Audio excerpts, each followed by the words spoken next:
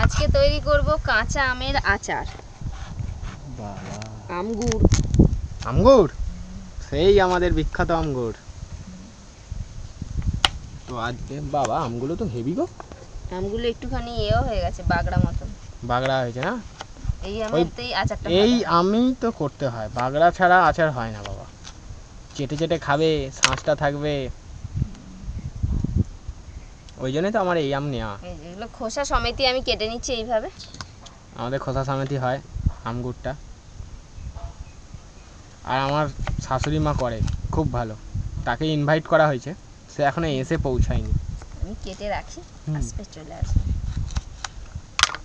তো আমরা আগে সাগে সব গুছিয়ে দিই, রাঁধুনির কাজ করতে সুবিধা হবে।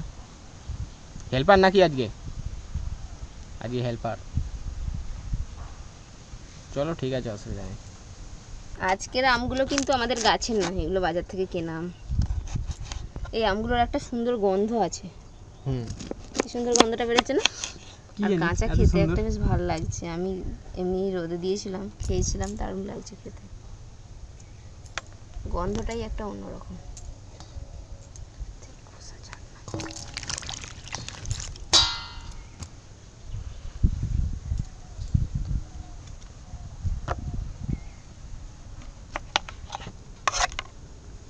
সবের আম করে দেবে নাকি?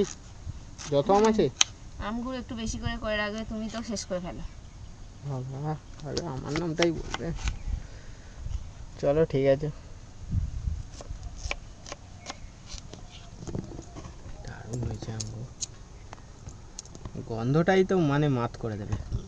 খুব সুন্দর গন্ধ আছে, একটা কাঁচা আমের একটা সুন্দর গন্ধ। একটা আমের গন্ধ খুব সুন্দর হয় আমাদের আম। এই যে আমাদের আম গুড়ের জন্য আম কেটে ধুয়ে রেডি হয়ে গেছে, আর মাও চলে এসছে আম গুড় তৈরি করতে। আর রিনাও চলে এসেছে, ওদিকে রিনা দিয়েও চলে এসছে খাবে বলে আম গুড় খাবে। কেমন হয়েছে বলবে টেস্ট করে। নিশ্চয়ই। আমের যে আচারটা বানাবো তার জন্য এখানে নিয়ে নিয়েছি 5 ফোড়ন, আর এখানে হচ্ছে ধনে, গোটা জিরে, মৌরি, শুকনো লঙ্কা, তেজপাতা। এইগুলো হচ্ছে মশলা লাগবে। মশলাগুলোকে ভেজে নিতে হবে তো, খালি এই কটা মশলা ভাজবো না। 5 ফোড়ন, শুকনো লঙ্কা, তেজপাতাটা ঢেলে আমি তো আজকে কিন্তু ভালোই দৃশ্যটা কিন্তু আম আচারের দৃশ্য, আমের আচার। দেখো সমস্ত মশলাগুলো আমি এক করে দিয়েছি, এবার কড়াতে দিয়ে ভেজে নেবো। আর শুধু 5 ফোড়ন, তেজপাতা আর শুকনো লঙ্কাটা এটা সেই ফোড়নে দিতে হবে। একটা লঙ্কা দিয়ে দিলাম। এবার ভেজে নিতে হবে, ভাজলে গুঁড়ো করে নেবো। আম গুড় খুব তাড়াতাড়ি হয়ে যায়, খালি রোদে দিতে হয় একটু, তাই না? রোদে দিতে হয়, রোদে দিয়ে শুকনো করতে হবে। রোদে দিলে টেস্টটা বাড়ে, টেস্টটা হবে, তাহলে খারাপ হবে না। কিন্তু আমগুড়ের গন্ধ বেরিয়ে গেছে অলরেডি। মানে এই যে মশলা আছে একটা গন্ধ থাকে না, যেই দিতে না দিতে কড়াইতে, সেই ওই মনে পড়ে যাচ্ছে আচারের কথাটা, আচারের টেস্টটা নাকি। এই আমরা চ্যানেল আছে বলেই মানে বাড়িতে এত কিছু হয়। চ্যানেল না থাকলে, হ্যাঁ চ্যানেল না থাকলে বাড়িতে আর কত আচার করবে কে? এটা কিন্তু একদম রিয়েল কথা। একটা করবে, একটা করবে, ওই গৌতমী কবে করব, আজ হবে কাল হবে, করতে করতে পাকা আম চলে আসে। আজ হবে কাল হবে করতে করতে 7 কিলো টমেটো 5 কিলো করে দিয়েছে হচ্ছে। হ্যাঁ, টমেটো কিন্তু আমার কাছে তো সব ভালোই ছিল, সবই ভালো, কিছুই পচেনি। সব আমাদের ফ্রিজে রেখেছিল, ফ্রিজে রাখিনি আমি। যেগুলো বাইরে ছিল সব বাইরে রেখে দেবে ঝুড়িতে। ফ্রিজে রাখে কি ওই যে প্লাস্টিকের মধ্যে রেখে দেবে, প্লাস্টিকের ঘামটাতে ফ্রিজে রাখবে কেন? আমার এখন বাইরে দিয়ে। এখন আমাদের সস হয়ে গেছে, সসটা হয়ে গেছে তো কটা আছে তৈরি করব। কটা আছে তুলে নিয়ে যাব আমি। টমেটো কটা আছে তো, আর তো টমেটো দেখো মশলাগুলো ভাজা হয়ে গেছে, মা তুলে নিল। এবার এটা ঠান্ডা করে তারপর গুঁড়ো করব। এবার তেল দেবো। কি তেল দেব? সরষের তেল। টমিকে কাঁদায় ছোটটা।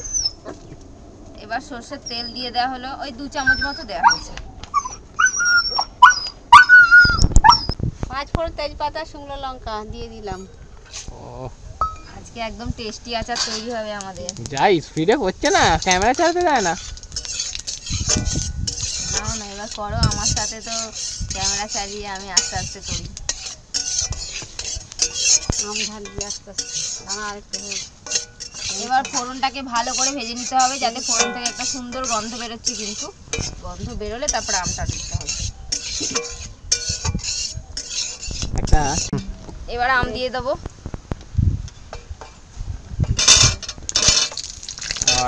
আম দেওয়া হয়ে গেল। 1 কেজির বেশি আম আছে।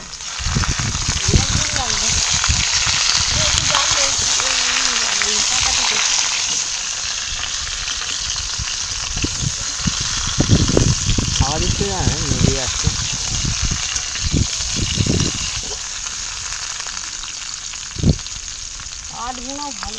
বলে ফোড়ন দেওয়া হয়েছে, তেলের মধ্যে আমগুলোকে একটু ভালো করে ভেজে নিতে হবে। নুনটা ওদিকে আছে মনে হয়। নুনটা দাও। আম টক তো, নুনটা না দিলে দাও। এই তো নুন দিচ্ছে, কি হবে? এই সাবধানে। এবার দিয়ে দেবো একটু হলুদের গুঁড়ো। রেডি। অল্প একটু জল দেবো, আমটা একটুখানি নরম হয়ে যাবে, আর গুড় দেবো। আম গুঁড়েতে গুড় দেবে পরে। এই দেবো একটু, আমটা নরম হওয়ার জন্য দেওয়া হলো জলটা। এবারে মশলাটা বেটে নিই।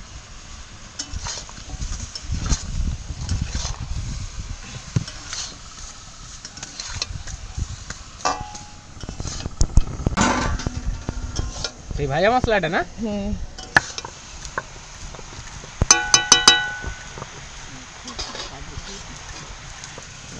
চাপা দিয়ে দিয়ে করছে।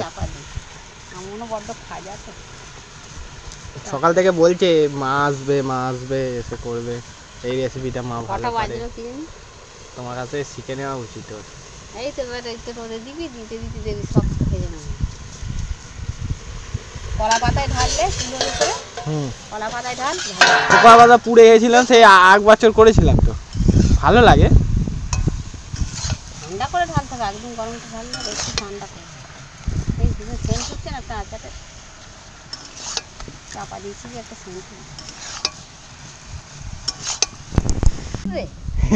পরিষ্কার ভালো। ও খাই, খেয়েছে পরোটা দিয়ে একদিন। দেখো গুড়টা কি সুন্দর।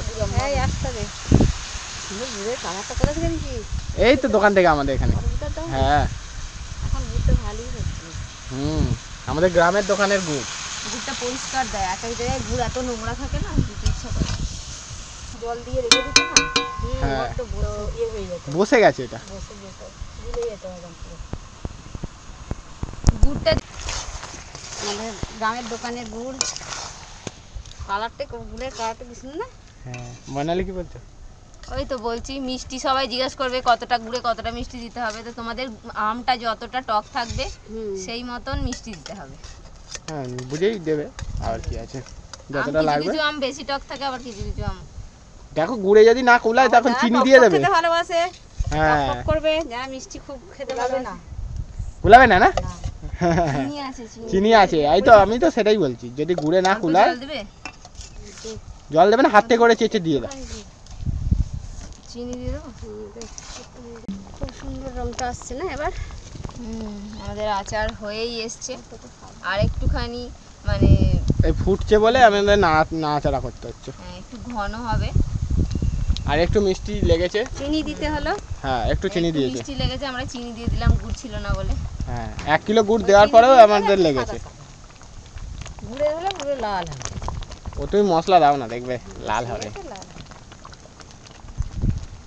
এবার যে ভাজা মশলাটা গুঁড়ো করে রাখলাম সেটা দিয়ে দেবো। বাবা মশলা দেওয়া চলছে। এই অল্প একটু দিলে একটা আলাদা রকম টেক্সচার চলে আসে আচারে, কালচে মতন একটা ভাব চলে আসে। কি মশলা?